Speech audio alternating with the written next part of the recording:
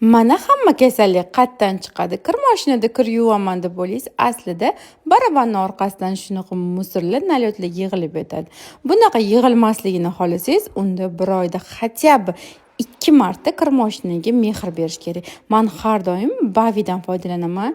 Germaniya mahsuloti gipoallergenik, kir mashinaga ham, kirlarga ham hech narsa qilmagani uchun bitta kichkina pachkasidan solib, kir mashinamni 95 gradusda bitta aylantirib yuboraman. Qarabsizlarki, top-toza bo'ladi. Barabaningizni ichi toza bo'lgani bilan uni orqasi va shunaqa suv tortadigan joylari juda ham tez kir bo'lib ketadi. Bularni albatta Bavi bilan tozalab olish kerak. Ko'ryapsizlarmi, natijasini top-toza bo'ldi. Albatta sizlar ham Bavidan olib ishlatib ko'ringlar. Agar barabanni rezinkalari yomon bo'lib ketgan bo'lsa, unda Bavini qaynoq suvda tiqib olib, birinchi rezinkalarini yaxshilab ivitib qo'yinglar. Keyin kir mashinani 95 gradusda yuvsanglar, mana shunaqa rezinkalar top-toza bo'ladi. Ichlari ham, orqalari ham top-toza bo'ladi va siz yuvayotgan kirlaringizda allergiya bo'lmaydi farzandlaringiz. Albatta sizlar ham shu usulda tozalab turinglar.